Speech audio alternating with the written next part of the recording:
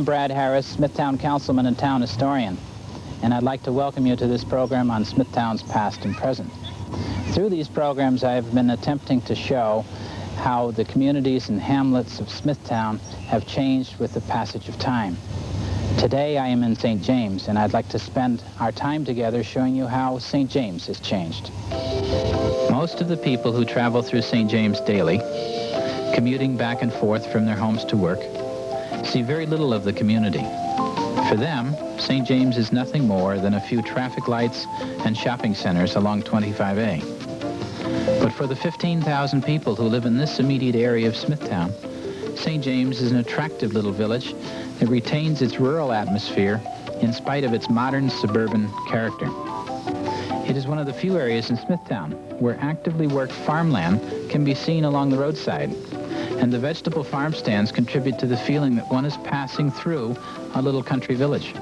Many of the houses that line 25A are private homes that were built around the turn of the century. These large homes give St. James a unique character, and at the same time give the community an established appearance and promote the feeling that St. James has been around a long time. And the history of the settlement and development of this area extends back in time over 300 years. In spite of the fact that this area of Smithtown has a history that extends back in time over 300 years, the name of St. James is of relatively recent origin. In fact, the name of St. James can be traced to this church here on 25A. In 1853, Episcopalians living in this immediate area got together to form a congregation and build this church. The congregation chose to name the church the St. James Episcopal Church in honor of James Clinch of New York City, a wealthy man who had contributed substantially to the building program. Not long after the church was erected, the federal government decided to create a postal district in this area and decided to name the district St. James. This happened in 1857 when the United States Post Office opened in Ebenezer Smith's General Store. The name of St. James stuck, and the community, which had been formerly called Head of the Harbor, now became St. James. At the time the postal district was first created, just about the time of the Civil War, St. James was a tiny rural village of some 30 homes, which were concentrated, for the most part, along Moriches Road and Harbor Road. Much of the history of St. James in this period centered around the little general store here on Moriches Road. Here, St. James residents could purchase yard goods, kitchenwares, medicine, shoes, horse medicine, tobacco, groceries, hardware, and it was also the place where folks paid their taxes. Adjacent to the store was the house that Ebenezer Smith built around 1850. Along Moriches Road on either side of the general store was to be found the business district of the hamlet of St. James. To the north of the store, along Moriches Road, stands a small building that is almost in the road. This building was once Charles Edmund Smith's butcher shop. Immediately behind it is another house that once served as a store. And here on the corner of the intersection of Three Sisters Road and Moriches Road once stood another store. The store operated from this house that was then owned by Henry Smith, postmaster of St. James in 1870. Here at this end of the business district can be found many old stately homes that were built about the turn of the century. And here, too, is to be found the Methodist Church of St. James. To the south of the store, along Moriches Road, were to be found other businesses. On this corner of Harbor Hill Road and Moriches Road once stood another little building that served as St. James Post Office. And beyond it was the site of William Monahan's blacksmith and wheelwright shop. Across North Country Road, or 25A, on the triangle of land formed by the intersection of Moriches Road and Lake Avenue, once stood the St. James Hotel. About a quarter of a mile further south, down Lake Avenue, the Long Island Railroad tracks crossed the road. Where the Long Island Railroad parking lot is to be found today was where C. Melville Smith had his house and barns. It was on his property that the St. James Railroad Station was built in 1873. As you can see, the St. James Railroad Station is still with us today.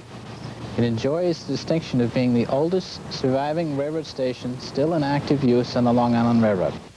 Beyond the railroad station, Lake Avenue was nothing more than a rutted cow trail headed south toward Middle Country Road through what was then thickly wooded, uninhabited wilderness. In this end of St. James, there were not many houses, although there were a few homes on the north side of North Country Road. One of these houses was the stately home built by Joel L.G. Smith in 1845. This home, known as Deep Wells, still stands behind these high hedges on 25A. As you can see, the house is a very large, imposing dwelling that today is sadly in need of attention. The heart of the residential area of the St. James community was to be found in the rolling hills behind the general store off Harbor Hill Road. As you go down this steep hill, which heads toward the St. James Harbor, you pass many of the older homes in St. James. On the right, just beyond the intersection of Harbor Hill Road and Three Sisters Road, stands the Henry Skidmore House, built in 1830. Just beyond is the Charles Smith House, built in 1775. It looked this way before it was modified by recent alterations. Beyond it stands the house and shed that once was the site of the Soper bottling works of St. James. Further along the road and closer to the harbor stands this house known as Captain Smith's house, which was built in 1840.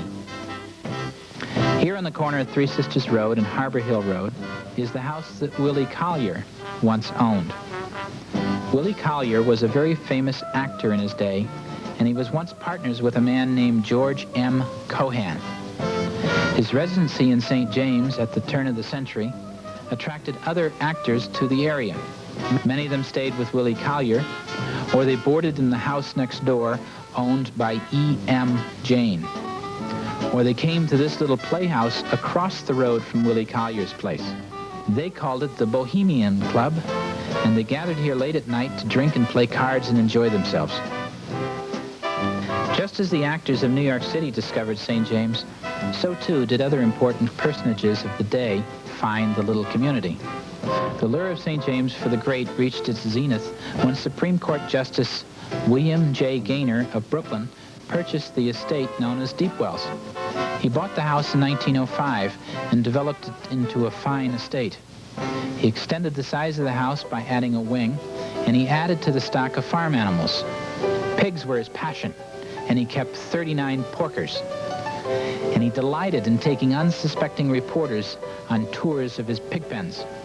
What really put St. James on the map was when Judge Gaynor ran for mayor of New York City on the Democratic ticket and was elected in 1910. I want to thank you for having joined me for a look at St. James, and I invite you to join me next time as we look at another area of Smithtown that has changed with the passage of time.